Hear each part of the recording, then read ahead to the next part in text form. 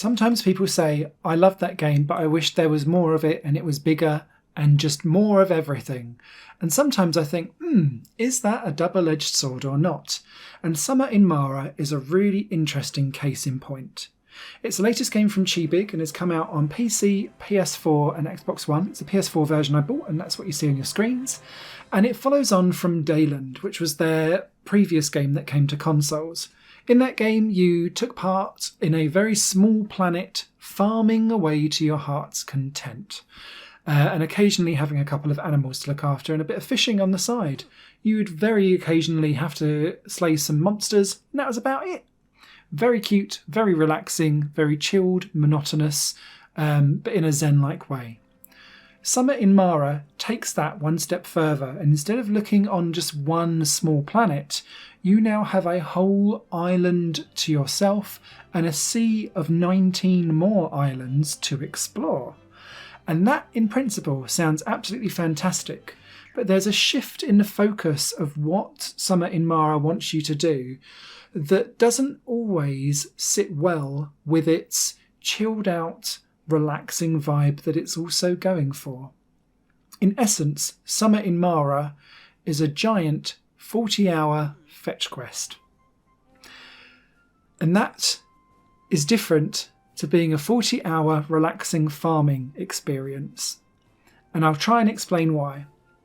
In Summer of Mara, you play as Koa, who is a girl that has been orphaned and has been brought up by a different race. And she's been locked away, essentially not on purpose, but for her own protection, on an island working with her grandmother, who then passes away. But Koa wants to explore, and she's got a boat, and she's going to damn well do it. And so she goes out to find more about her grandma and the world kind of around her, even though she isn't really truly her grandma. As she does that, she comes across a central island, which works almost like a port for the rest of the islands that make up the map of Mara. And as you do that, you'll meet various different characters, and the grandma's passing and saying to Koa is basically, just help everyone in any which way that you can, and it will always pay you back twofold. And so everyone just has a need and a want, and are pretty horrible, I think, sometimes to Koa, to the point of being rude and obnoxious. And so Koa is still like, don't worry, I'll help you anyway. I'll fetch those blah, blah, blah, blah, blahs. And so your new quest as you go around meeting all of these different characters will continually expand to deliver 4 bread to one character, or some peppers and some peas and some carrots to another one. And then they'll give you the recipe for paella. And then they'll be like, it'd be really good if you could make it for me. And Koa's like, okay. So then you'll go back to your island and cook the paella, and then you'll bring it back. And they'll be like, cool, that's really nice. Here, have, I don't know, a shovel. And then that shovel then lets you follow on some other quests elsewhere. And although they're quite nicely interwoven, and there is genuinely an overarching story that will put Mara in danger, although not really, but it's kind of hammy and all kinds of things. The idea around this is if you continuously help other people, you'll be able to overcome any barriers that they have, because different races and different islands in this game don't necessarily get on well with each other, and Koa going backwards and forwards and doing all of these missions starts to bring everyone closer together and to become a community. And that's a really nice story to tell. There's over 25 characters that you interact with, and although the game says more than 300 quests, all 300 of them, if not more, they're all just fetch quests. And so once you get the right amount of something, you can just go straight back to that person and continue on and get the next fetch quest to deliver. And that takes the emphasis away on the farming element of something. Now, Deiland very much had the same type of mechanic, where people would come to you and they would ask you to grow certain things and then take it away.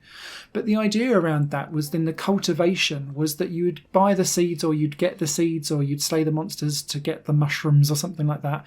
And then you'd plant them, and then you'd look after them over several days, and then the person would come back and collect them and go.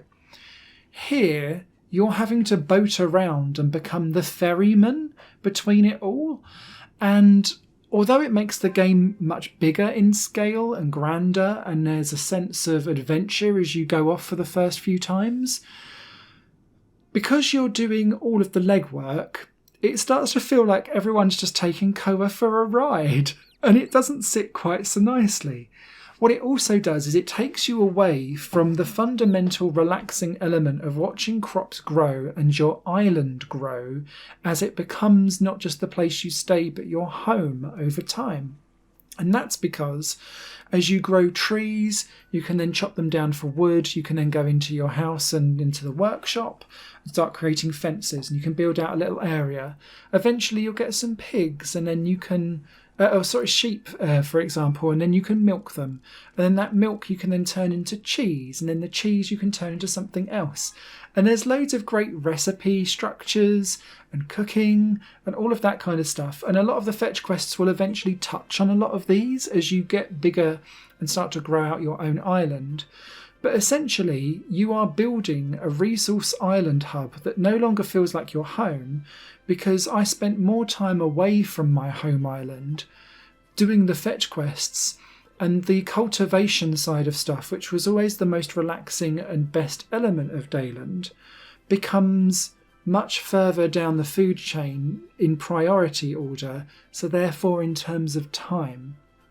Now, whilst nothing in Summer in Mara is time limited in any way, shape or form, and that's really good because it allows you to go at your own pace, you aren't going to get the variety of plants or seeds or wells or trees or animals up and running and going unless you are quite a long way down a lot of these fetch quests. And the beginning of the game, whilst it kind of gets things up and running and introduces you to new seeds to grow and stuff like that, is a little slow in kind of getting going. And then you'll have like an avalanche of things that you can go through. But then you don't get the chance to appreciate them because you only get a certain amount of plots for vegetables. And I wanted the ability, like you could in Deiland, for example, to really start shaping out how my world looked and how my home was. And you're much more hemmed in Summer in Mara, so that you can't get too far ahead of the fetch quest game and therefore have things on demand. And I found that slightly frustrating and annoying. Things that did work well was the day-night cycle and the fact that the weather takes place here and that rain will obviously make your crops grow faster, and the fact that that carries on over days across various islands as well. I did find it funny that the game references the fact that she's always in like flip-flops and she's got no coat, and then there's like a polar region at the top of the map and there's like, oh, I should have brought a coat. No schnauzer, Koa. No schnauzer at all. And there's some good heartfelt dialogue. It's just that the NPCs that you have to do the fetch quests for are just horrible to her, that make you just go, well, why the hell am I helping you then? And they all start to become much the muchness because you're just seeing what is it that they want, go and either cultivate it, or, as I started doing because I was getting annoyed with the game, buying it from other sellers because I was able to get up enough, say like rubbish to recycle and get coins for that, or selling off other things that I'd grown over time. I was trying to shortcut the game so that I could just get back to chilling and relaxing on my island. Summer in Mara is by no means a bad game though. I did enjoy my time with it. The music is good. The message is great. When you choose to and want to relax on your island for a little bit, it is nice and chill. It's just that the experience has shifted away from this relaxed kind of managing my allotment chill out zone to fetch quest frenzy at your own pace. And particularly right at the very end game when you're having to catch people who are on the sea. They move around from place to place, and I was getting really bored of the constant loading screens of me having to move from island to island to island to try and work out where the bloody hell they were. And I found that literally it's the last 10% of the game was an absolute infuriation to try and pin down people where they were and get stuff done. There's also a really hilarious moment in the game where you have to do a race with other pirates.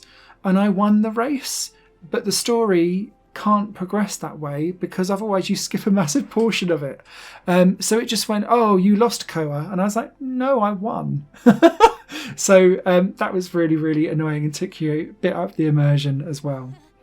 So yeah, a lot of everything that was here in Deiland was here before. It's also here in Summer in Mara.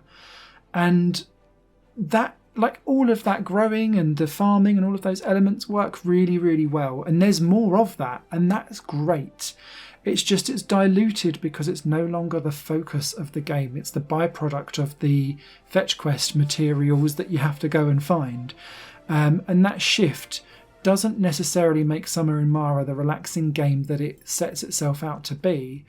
Nor is it particularly engrossing because it's always shallow deep, just going for the next material and so on.